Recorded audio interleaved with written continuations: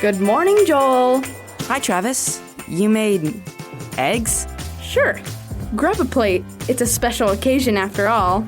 It is? Of course. Listening to the Kids Corner is always a special occasion. In fact, I think it's starting right now. And now it's time to play Make Your Choice, the fabulous game show where decisions are everything. And here's your host, Amber. Hello all, and welcome to Make Your Choice. This morning we have Isaac. Give him a hand, folks. Hi, Amber. It's great to be here. It sure is. Are you ready to make some choices today? You bet. Okay, you know how this game is played, but for those who don't, we're going to go through a little story, and Isaac is going to be faced with a big decision. For every good decision, we'll hear this sound. And for every bad decision, this sound. For every good decision, you'll get $1,000 added to your prize. But if you get 2 bad decisions, you'll lose it all. Are you ready? I'm ready. You are at work. You had a long day and are looking forward to relaxing for the evening when you get a phone call. Hi, honey. It's your wife. But I'm just a kid. I'm not married. It's just a game. Pretend. I hope you had a great day. I was wondering if you'd like to maybe go out tonight. It's been a long time, and I'd like to get out of the house. What do you do? Well, I think it'd be a nice thing to do, and it might be fun. Sure, let's go on a date. Well done. That's $1,000. Next question. You are driving home and are just about to turn into your street when you remember something your wife said this morning. Honey, you know how yesterday I asked you to pick up some milk on your way home when you forgot? Well, we're out and I really need you to remember to do that tonight. What do you do? Well, I'm almost home, and we can eat toast or something instead for breakfast. I'll just go home. Oh, sorry, Isaac. That was not a good decision. Be careful. One more of those will cost you the game. Phew. All right, I'll step it up. You get home and you are greeted by your wife looking at herself in the mirror. She turns to you. Honey, does this dress make me look fat? What do you do?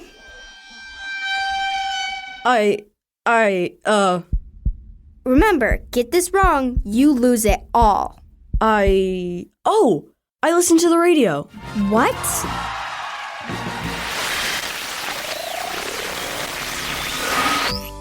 Hi, kids.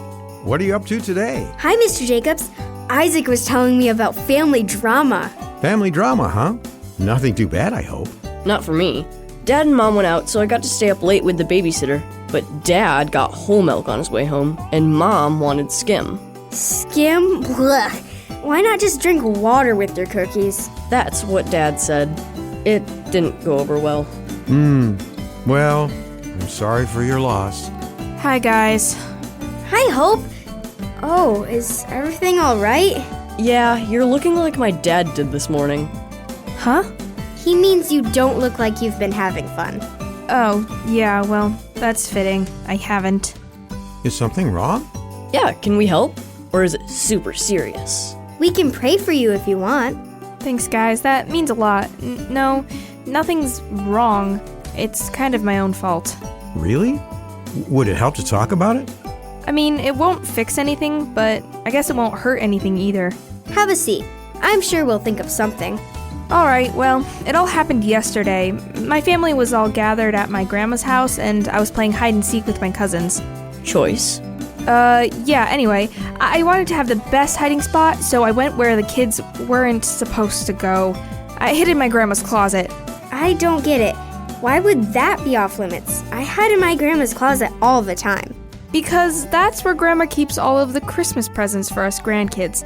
Everybody knows it, but I figured I wouldn't know which ones were for me, so it wouldn't matter.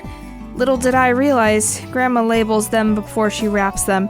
She must not be able to keep track for all of us. I know everything now. Oh no, that's awful. Are you getting anything good?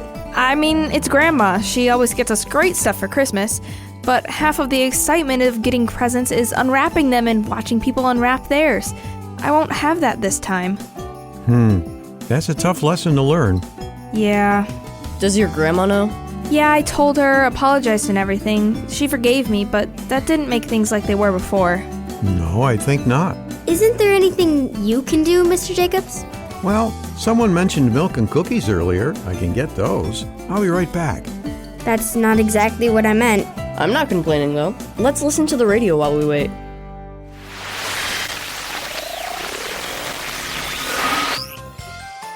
More milk, Isaac? Yes, please. There you are. Girls, any more for you? None for me, thanks. Not working, Hope? I don't think cookies and milk are gonna solve my problem, Amber. Yeah, I had a question about that, Mr. Jacobs. Oh, yeah? What's on your mind, Isaac? It's this whole thing about Hope's grandma and the presents and stuff. Hope apologized for looking where she wasn't supposed to, and her grandma forgave her. Shouldn't that make everything right? I don't think that's how that works. But why not? That's my question. Shouldn't getting forgiven make us feel better? Shouldn't it put everything right and make things the way it should be? Doesn't the Bible talk about that? It does talk about forgiveness and reconciliation, yes, but it's also clear that even though we may be sorry, there can and more often will be consequences to what we do. But I thought that when we ask God for forgiveness, we don't have to pay the consequences for what we've done. That's true. God tells us in many verses like Isaiah 1:18 that if we turn back to Him, confess our sins, and trust in Him, we will be made clean from all of the wrong we've done. But that doesn't mean that there are no consequences. I'm really confused. All right, let's talk about forgiveness. Forgiveness is when you owe someone something and they decide that you don't owe it anymore. It's like, you know what? I have a script that might explain it better. Is it okay if I go look for it? Oh, if you must. We'll listen to the radio while we wait.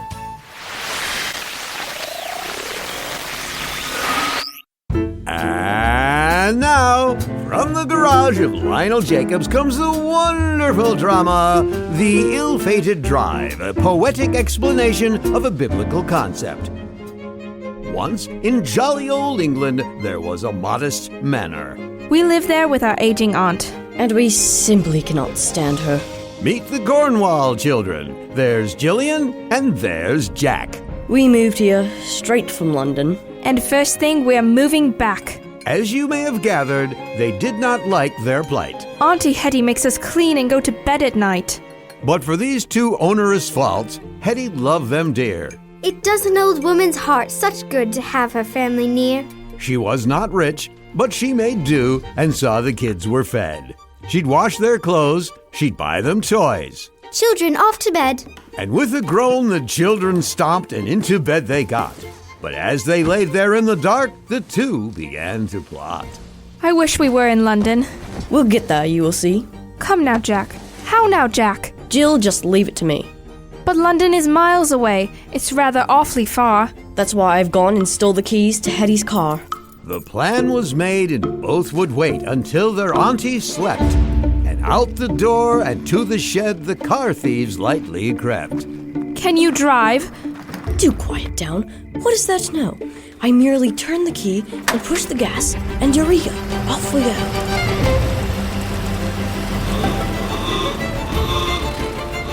But driving skills are often good if one is to abscond, and since neither child had those skills, they drove into a pond. The car sank fast beneath the waves as the thieves both swam to shore. Now what? Jack just shook his head, but didn't know anymore. Both squelched back home not knowing what their aunt would say. Do you think she'll call the law and have us put away? When they returned, they pled their case, and once all had been told, Why don't you go and get dry clothes? You both look very cold. after both had left to change, Hetty made some calls. The towmen came and got the car, and Hetty paid them all. The children never learned how much all this trouble cost, but according to these bank statements, a fair amount was lost. That's all right. What's done is done. And though the cost was great, I have my family safe and sound. Now off to bed. It's late. The moral is that our sin has a costly fine. God stepped in and took our sin and said, "The bill is mine." We will never know how much He paid upon that brutal cross, but make no mistake, my little friends, it was a heavy cost.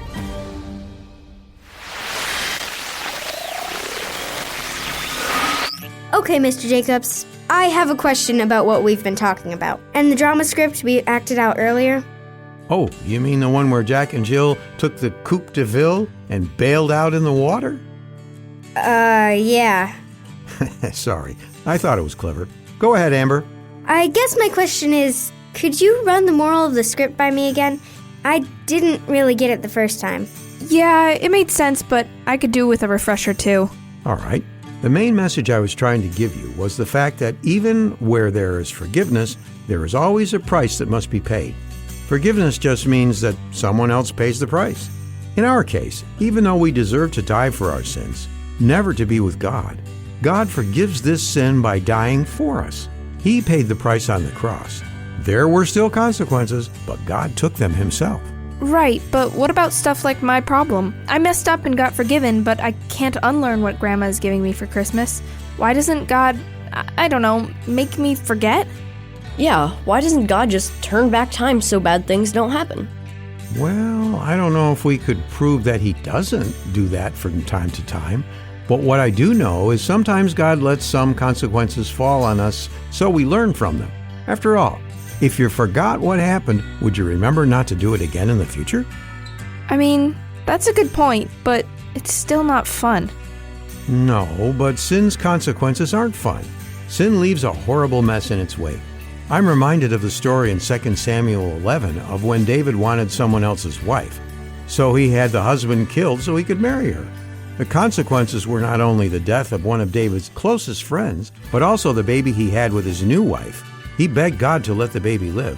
But in the end, it's a pretty sad story to learn from. Yeah, really sad. But that's not the end.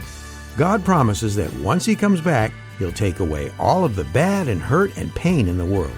There will be no more need to cry because he will make all things new and good, and all will be made right again. So, where does he tell us that? Here's a Bible.